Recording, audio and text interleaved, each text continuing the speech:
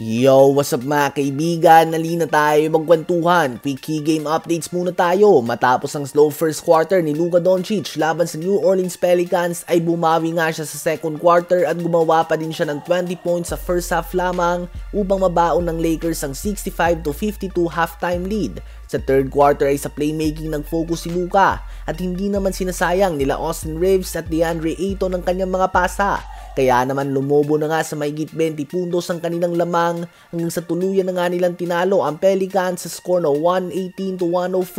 31.7 assists si Austin Reaves, 24.6 rebounds and 12 assists si Luka Doncic, 20.16 rebounds si DeAndre Ayton, 14 points si Rui Hachimura at 13 points naman si Marcus Smart. Ang Lakers ay may record ng 2-0 sa NBA Cup. Aabante na din sa 2-0 ang record ng reigning NBA Cup champions Milwaukee Bucks matapos ang playmaking masterclass ni Giannis Antetokounmpo. Nakuha nga nilang panalo sa overtime laban sa Charlotte Hornets sa score na 147-134.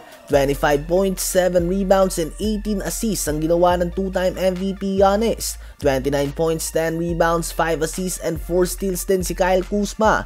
20 points, 8 rebounds si Ryan Rollins at 18 points naman mula kay Miles Turner. Walang Jalen Bronson at 5 minuto lamang nilaro ni OG Anunoby kaya naman nakabuelo si Karl Anthony Towns. 31 points ang ginawa niya sa first half at umiskor ang Knicks ng 78 points. Sa second half naman ay medyo tahimik na si Towns at pinapangunahan ni Norman Powell ang comeback ng Miami Heat. Subalit malaking tulong nga ang bench ng Knicks at nagawa pa din nila na makuha ang panalo sa score na 140-132.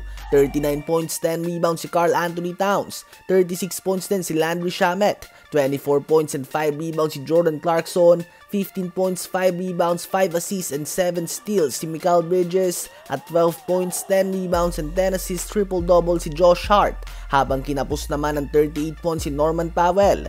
Ang Pistons naman na walang Cade Cunningham, Jaden Ivey, Ausar Thompson, Tobias Harris at Jalen Duren ay tinalo ang Philadelphia 76ers sa score na 114-105. 21 points, 9 rebounds si Javonte Green at 18 points, 8 assists si Dennis Jenkins. Kahit na basically out ang kanilang buong starting 5, ang Pistons ay nakuha ng kanilang ika-9 na sunod na panalo at may record ng 11 wins and 2 losses at yan nga ang best in the East. Palitan naman ng mga kakaibang play si Wemby at Steph Curry sa muling pagkikita ng San Antonio Spurs at ng Warriors. Talagang natutuwa nga mga fans dito. Naging dikit ng bakbakan na ito mga kaibigan at muling nang-iinit si Stephen Curry matapos ang gumawa pa lamang ng 46 points sa kanilang last game. Sa fourth quarter naman ay pinipisikal nga ni Draymond si Wemby at iniiwanan din ito ng trash talk. Kaya naman binawian siya ni Wemby at pinoster ito sabay sigaw sa harapan mismo ni Draymond at wala na nga nagawa dito si Draymond mga kaibigan. Napakatindi nga ng mga huling minuto ng game na ito. Palitan ng clutch baskets ang dalawang koponan. Subalit sa uli ay nakuha nga ng Warriors ang dikit na panalo sa score na 109-108 mula sa game-winning free throw si Steph Curry na nagtapos na may 49